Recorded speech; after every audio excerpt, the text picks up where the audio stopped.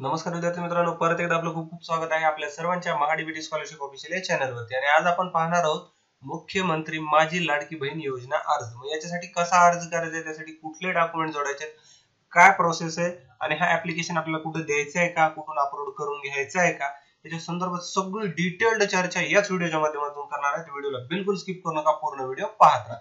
आणि सर्वप्रथम विद्यार्थी मित्रांनो, आपण महाडीबीटी स्कॉलरशिप ऑफिशियल या चॅनलवरती नवीन असाल, अद्याप या चॅनलला सबस्क्राइब केलं नसेल तर चॅनलला सबस्क्राइब करा, बेलच्या आयकॉनला हिट करा, यामुळे नवीन येणारा व्हिडिओ सर्वात अगोदर तुमच्यापर्यंत पोहोचेल। आणि मुख्यमंत्री माझी लाडकी बहीण योजना सारख्या आणखी इतर योजना आणि स्कॉलरशिप स्कीम व प्रत्येक प्रकारच्या भरतीविषयी एकंदरीत सगळी माहिती आपल्या चॅनलवर उपलब्ध आहे, त्या चॅनलला सबस्क्राइब करून ठेवा। आणि हो, आता सर्वप्रथम आपण चालू करूया मुख्यमंत्री माझी लाडकी बहीण योजना अंतर्गत अर्ज करण्याची प्रोसेस। तर हा त्याचा एक ऍप्लिकेशन फॉर्म आहे। या ऍप्लिकेशन फॉर्म मध्ये आपल्याला इथं फर्स्ट स्टेजला दिले महिलेचं संपूर्ण नाव, म्हणजे इथं आपल्याला त्यांचं पूर्ण नाव लिहायचं आहे। याच्यामध्ये त्यांना आता पूर्ण नाव म्हटल्याच्या नंतर तुम्ही परत कन्फ्युज होताल, सर इकडे कुठलं नाव लिहायचंय। इकडे तुमचं जे रनिंग नाव आहे ते लिहायचं। रनिंग म्हणजे लग्नानंतरचं असेल लग्नानंतरचं लिहा, जर लग्नाच्या नंतरचं असेल तर नंतरचं लिहा।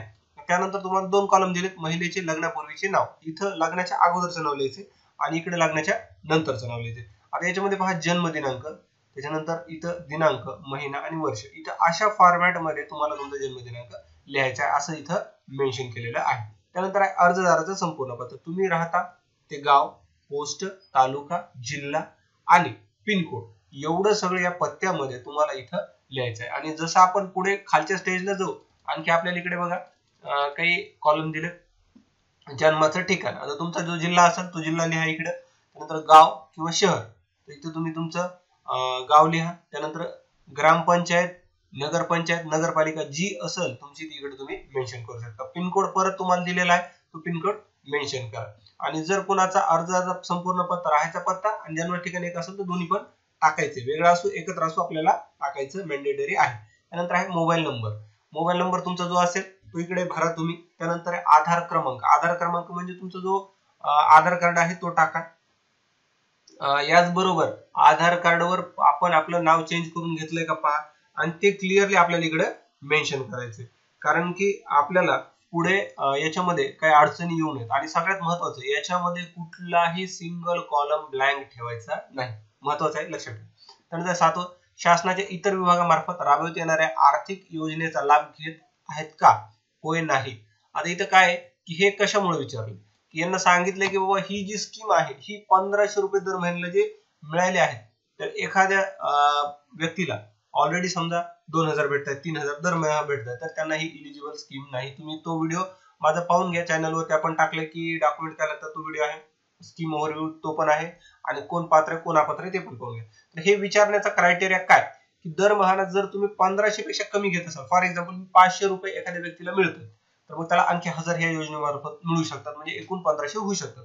पण जे ऑलरेडी 3000, 4000, 5000 असं मिळवते त्यांना हे स्कीम इलिजिबल नाही। त्यानंतर आहे विवाहिक स्थिती, आता विवाहिक स्थिती इथं त्यांना ऑप्शन दिलेत, तुमचं जे इलिजिबल ऑप्शन ते निवडा, विवाहित, घटस्फोटित, विधवा, आणि जे ऑप्शन असतील तुमचे तो तुम्ही इकडे निवडून फिल करू शकता। आता आहे अर्जदाराचे बँक खाते असलेल्या बँकेचा तपशील। आता इथं थोडंसं थांबा आणि व्यवस्थित केअरफुली समजून घ्या की आपल्याला जे बँकेचं खातं द्यायचं। आता बरेच जण काय करतात, आपल्या इकडचे लोकल बँक देतात, लोकल बँक देऊ नका, स्टेट बँक द्या, जसं की इंडिया बँक असेल किंवा एखादी नॅशनलाइज बँक द्या, एचडीएफसी बँक असेल, त्यानंतर एखादी आणखी दुसरी बँक तुमची ज्या बँकेमध्ये चांगले व्यवहार आहेत आणि जे सुरळीत खातं चालू आहे ते द्या। नाहीतर भरपूर लोक काय करतात, बंद खातं देतात, मग पैसे कसे येतील, परत अडचणी, त्याला केवायसी करा, आधार बँक लिंक करा, ह्या गोष्टी भानगडी पडण्यापेक्षा व्यवस्थित चालू असलेले लिंक द्या, ही महत्वाची माहिती आहे। बँकेचं नाव टाका, आपलं इथं बँकेवर जसं पासबुकवर नाव टाका जसं आहे तसं टाका। फॉर एक्झाम्पल आधार कार्डवर फर्स्ट नेम पासून सुरुवात आहे आणि पासबुकवर लास्ट नेम पासून, तर वरच्या कॉलम मध्ये फर्स्ट नेम पासून टाका आणि इथं खालच्या कॉलम मध्ये लास्ट नेम पासून टाका। त्यानंतर आयएफएससी कोड, आयएफएससी कोड आणि बँक खाते नंबर हे महत्वाचं असतं, याच्यामध्ये चुका होता कामा नये, दोनदा व्हेरीफाय करूनच इथे भरा। त्यानंतर आहे आपला आधार क्रमांक बँक खात्याला जोडला आहे का, म्हणजे तुमचा आधार बँक लिंक आहे का असं विचारते, साधारणतः सगळ्यांचं असतं, तर येस करा, ज्याचं नाही त्यांना हा ऍप्लिकेशन करण्याच्या पूर्वी एक ऍप्लिकेशन फॉर्म घ्या, तो भरा आणि बँकेत सबमिट करा, आणि त्याच्यानंतरच हा फॉर्म सबमिट करा। त्यानंतर पुढचा आहे नारी शक्ती प्रकार। आता नारी शक्ती प्रकार मध्ये अंगणवाडी सेविका, अंगणवाडी मदतनीस, पर्यवेक्षिका, ग्रामसेवक, वार्ड अधिकारी, सेतू सुविधा केंद्र आणि सामान्य महिला. आता याच्यामध्ये तुम्ही कुठं ऍप्लिकेशन देताय त्याला आपल्याला इकडे क्लिक करायचंय, टिक करायचं आहे इकडे. त्यानंतर पुढे आहे बघा, खालील सर्व कागदपत्राच्या प्रती सादर अपलोड करण्यात यावेत. आता हा ऑफलाईन फॉर्म आहे, याच्यामध्ये आपण अपलोड नाही करू शकत. तर हे आधार कार्ड, जन्म प्रमाणपत्र किंवा आदिवासी प्रमाणपत्र म्हणजे डोमासाईल प्रमाणपत्र, त्यानंतर उत्पन्न प्रमाणपत्र, अर्जदाराचे हमीपत्र, बँक पासबुक आणि अर्जदाराचा फोटो, हे सगळे कागद आपल्याला याच्यासोबत एक एक झेरॉक्स कॉपी मध्ये जोडायचे. आता त्यानंतर इथे थोडंसं आपण काय करू, झूम आउट करू म्हणजे तुमच्या लक्षात येईल. अर्जदाराने सदरचा अर्ज परिपूर्ण भरण्यात आल्यानंतर संबंधित अंगणवाडी केंद्रामध्ये जमा करण्यात यावा. आता पहा की बरेच जण विचारतील हा फॉर्म जमा कुठं करायचा, आपल्याला इकडे करायचा. आणि मी तुम्हाला याच्यामध्ये सगळे क्रायटेरिया सांगितलं तसं भरा. आता इथं होतं अर्जदाराचे हमीपत्र. आता हमीपत्र कुठं दिलं, इथं दिलं. आता पहा हे हमीपत्र इथं सांगितलं की मी 2.5 लाखापेक्षा जास्त इन्कम माझा सोर्स नाहीये, घरामध्ये कुणी आयकर दाता नाही म्हणजे इन्कम टॅक्स भरणारा नाही, किंवा माझ्या कुटुंबात कुणी गव्हर्नमेंट एम्प्लॉई नाहीये किंवा कंत्राटी एम्प्लॉई नाहीये, ते इथे दिलंय. त्यानंतर शासनामार्फत राबवण्यात येणाऱ्या दुसऱ्या योजनाचा मी लाभ घेतलेला नाही ते लिहिलंय. मी खासदार किंवा आमदार कुटुंबातला नाही ते पण लिहिलंय. तर आपण ह्याला सगळ्याला टिक करा, मी नाहीये म्हणून टिक करा. त्यानंतर इथे आपल्याला राईट करायचे, माझ्या कुटुंबातील सदस्य भारत सरकार किंवा राज्य सरकारच्या बोर्ड, कॉर्पोरेशन, बोर्ड उपक्रमाचे अध्यक्ष, उपाध्यक्ष, संचालक नाही, त्याला टिक करा. माझ्या कुटुंबातील सदस्याची संयुक्तपणे 5 एकरपेक्षा शेत जमीन आहे, त्याला टिक करा. त्याच्यानंतर माझ्या नावावर ट्रॅक्टर सोडता 4 चाकी वाहने आहेत, त्याला टिक करा.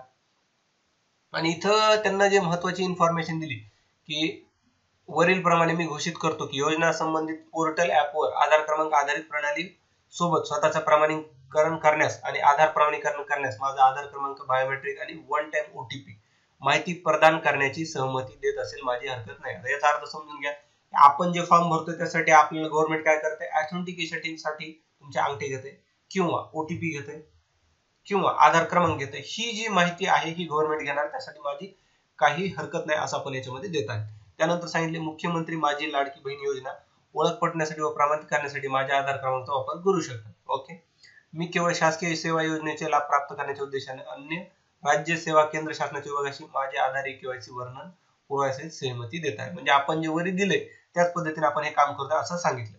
त्याच्यानंतर अर्जदाराची सही, इथे आपल्याला सही करायची आपली. त्यानंतर इथे दिले उक्त प्रपत्र केवळ ऑनलाईन अर्ज दाखल करण्याच्या हेतूने माहिती एकत्रित करण्याकरिता आले आहे.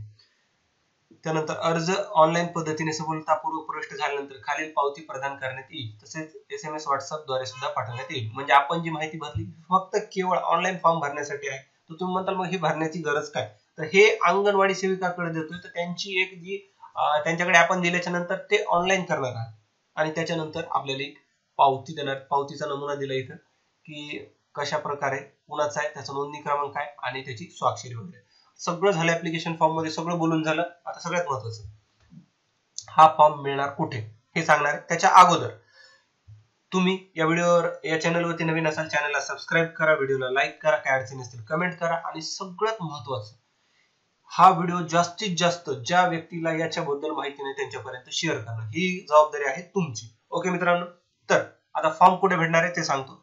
तर तुम्हाला व्हॉट्सअप इथं माझ्या तुम्ही चॅनलवरती आल्याच्या नंतर इथं हे बघा, मी याला क्लिक करतो आणि इथं क्लिक केल्याच्या नंतर तुम्हाला एक डिस्क्रिप्शन मध्ये लिंक मिळते किंवा सरळ सरळ तुम्ही इथं जर आलात, हे इथं मोर नावाचं एक बटन आहे, याच्यामध्ये आल्याच्या नंतर सुद्धा आपल्या इथं एक टेलिग्राम चॅनलची लिंक आहे.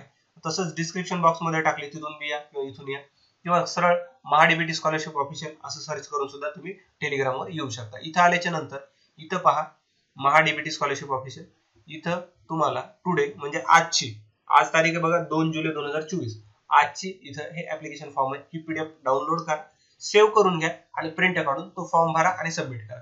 याच्या व्यतिरिक्त आणखी जर तुम्हाला याच्या संदर्भात कुठला व्हिडिओ हवा असेल तर मला कमेंट करून सांगा, म्हणजे मी त्या विषयावर व्हिडिओ बनवण्यासाठी प्रयत्न करेन. तुमचा मौल्यवान वेळ दिल्याबद्दल धन्यवाद मित्रांनो. भेटूया नवीन एका व्हिडिओ.